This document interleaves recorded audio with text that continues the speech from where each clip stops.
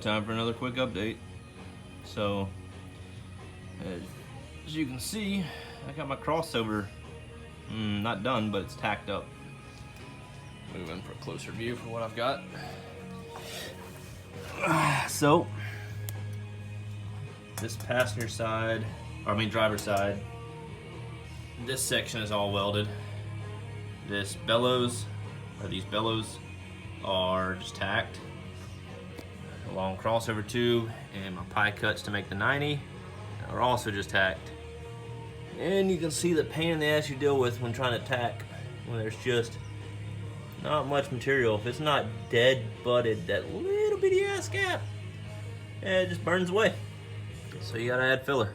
It just won't just fuse together. But anyways, so I've got this. You can see how the exhaust comes up. The header just dips down, comes there, and then this piece just kind of Y's in. And I'm hoping this merged isn't a problem, because it actually cuts in like in the bend, so it angles slightly towards this other side as well as this side. Now I'm hoping with exhaust flow from this runner over here, it'll just kind of divert and follow up. We'll see. Find out if I end up having problems boosting. I've seen other people with pretty much just T's, and their shit seems to run fine, so we'll see how it does. So on to another predicament I came across. Originally I bought an eBay Wastegate knockoff tile.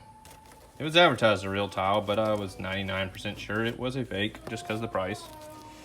So it was a 38 mil. I later found out that that is way too small for a V8. So I ordered this 44 mil tile. And from my understanding, this 44 will work fine. I don't need to go as big as like a 60 mil one or something like that, as long as it is angled correctly. And when I say that, if you know turbo systems and you know how they function, you'll know that a wastegate limits the amount of exhaust pressure going to the turbo to prevent you from over boosting. So once you meet your target boost, it diverts the gas through this valve. This little valve at the bottom will open up, see inside there, and it'll allow it to come out of this hole. Now on drag cars, those just kind of dump to atmosphere. They'll either shoot out the side of the fender, through the hood, straight to the ground, whatever. This is a street car that I'm building, so I really want this to join to my downpipe so it's not obnoxiously loud when I hit full boost.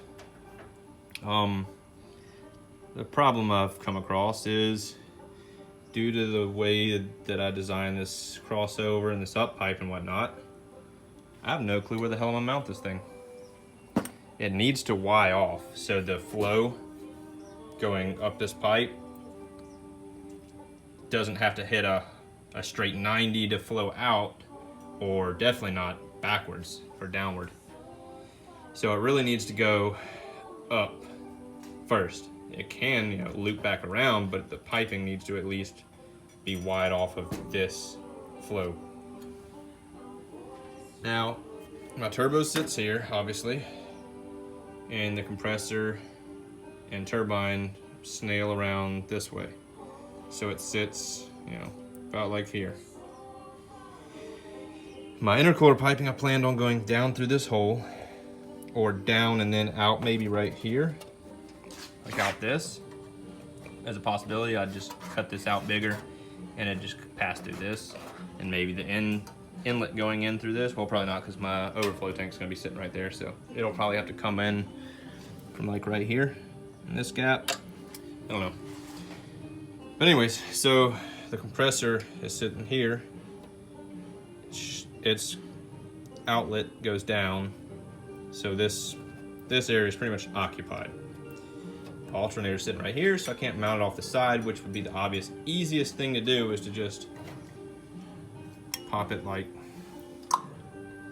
and then that outlet on the back can just join the downpipe, which the downpipe is going to be passing pretty much right alongside this valve cover, so it could have just gone into the downpipe. The only other place I really know to mount it is down here underneath the turbo, so I could Y it off you know, off the back here, and then have it come out, and it would sit something like so. Now that is exceptionally close to that header. And these things, you don't want to put a whole lot of heat on them. I mean, they're already hitting exhaust heat going through this bottom half. They have this little heat shield, the stainless. But you want to keep heat off of the top piece as much as possible, because there's the diaphragm in there that actually makes this valve operate. Boost pressure is what opens that valve. So boost pressure, you can actually see the red inside of there. It's like a silicone diaphragm. So boost pressure comes in through this air hole and lifts that diaphragm, therefore lifting that valve. But if anyone has any ideas for how the hell else I could do this, I'm open for input, because I really don't know what I'm gonna do. Shy of, my other possibility would be somehow wiring up right here and looping back down maybe, and then bring it way underneath and then just dumping it. I don't know. I'm pretty sure you need to mount this close to the exhaust and not have a long path for it to flow through. I'll have to do some research on that to see how much of a standoff they recommend. Most of them you see are 3-4 inches, 5-6 inches max. Like they're short. They're like a little bitty stub, maybe 2 inch, something like that. Like they barely branch off. So they're sitting like literally right off the up pipe. The other option I had would be to order 2 small ones and have them on each header for each bank, in which case I could mount them off of this down here, or even underneath maybe. I could have it one mount off of this and just have it kick out this way, and then just have it dump. Have the same thing over here off the back, although it's probably not gonna work because it's really close to the rack. There's not much gap there. Yeah, it's pretty close. Snug fit up here, especially with this sway bar. I'm really hoping that, oh, that's still warm. I'm really hoping this sway bar doesn't become a problem when it lifts and bounces around to make sure it doesn't spring down and hit this. That might end up being another problem. I might end up having to lengthen this crossover and bring it further down. I don't know. Again, we'll see. Because right now it's sitting on weight, but you know, when it springs up, the sway bar is gonna dip down. My luck, it's probably gonna hit this. I don't know. Another thing that I don't think I mentioned in the last video, because I think I found out after the fact. I had to pull my rear sway bar because I put this, you probably can't see it, but there's an oil filler on the top of my rear end. You can barely see it up there. I put that oil fill cap on there thinking that it would be easier to put gear oil in the rear end with that. You can't get to it anyways because it sits so high up. So whenever I mounted the rear end, I thought I'd just wasted time and it was just gonna be a useless cap there. Well, when I was underneath the car checking my rear end, my third member that's leaking, trying to tighten those bolts to maybe fix the leak, which that didn't do shit. I'm gonna have to just schmoo a whole bunch of silicone on it, or 3M, whatever. But anyways, I noticed that my sway bar was literally sitting on that fill cap. And I just did not think about how much that space that took up putting that cap on there. So let's pull the sway bar.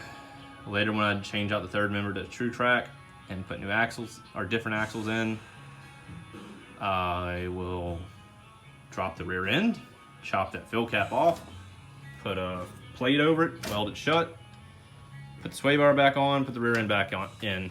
So I will have to drop the rear end whenever I do it again, which will save one headache because fighting a third member to get in there with this 3-link suspension is a bitch, but at the same time, mounting that rear end is a bitch. But anyways, got my oil line in for the turbo. It's ran. It just runs along the valve cover here and loops on around right here and down to here. So the oil feed is done. The drain I still have to do, but I don't know for sure how I'm mounting the turbo yet, because the other problem I'm having is how I'm gonna do my air filter, because my air filter inlet is like right here against this. It sits just like jam up against this. So I'm either gonna have to do one of those mesh screens, or maybe do some kind of piping and angle it downward and then put a filter just down in this little cubby. Or I could try to pass it through these holes like I think I mentioned before and just bring like some piping forward out the front and then mount a stubby filter like right here if there's room. I don't remember how the fender sits, if there's any space in this area. Oh, but yeah, Wastegate's my new pain in the ass to deal with, because I need to figure that out. It's hot side, all this exhaust is coming together except for that. So I gotta try to figure out something. I'll be dropping this up pipe and all probably to finish welding this. I might try to figure out my wastegate situation before I do that, so I can weld it all up at the same time, so I don't have to keep mounting and pulling it. But this setup was a happy to get done. So it's progress in my eyes, at least. Now I'll have to order some more stainless, because those 3 pieces, those couple of pies, and that little piece right there is the last of it, and I still have to do a down pipe. And I am 3 months out from cruising, so I've got to get to it. I still got brakes to bleed. I still have engine to run in, coolant lines to test, fuel lines to test. I have ordered 2 silicone coolant lines for this lower to the water pump, and neither one of those fit. I guess this water pump was never meant to run with this big block style radiator, because I've tried ordering like big block 68 Mustang coolant lines, lowers. I think this might be like a Fox body style water pump, since it's right exit. I think the big block ones had a bigger outlet. That was the problem I had, because I had the one I ordered would have fit perfectly if the end of it didn't flare out to 2 inches. These are 1 3/4 on both. So I've got 2 more cheap rubber lines I ordered to see if they fit, and if those don't, then it's getting a damn universal flex one for the time being until I go to the AN setup, which I didn't want to put the AN on this radiator yet, because I wasn't sure of how much clearance I would have. So but anyways, that's it, guys. Stay tuned next time to see what I screwed up and what I have to redo. Later.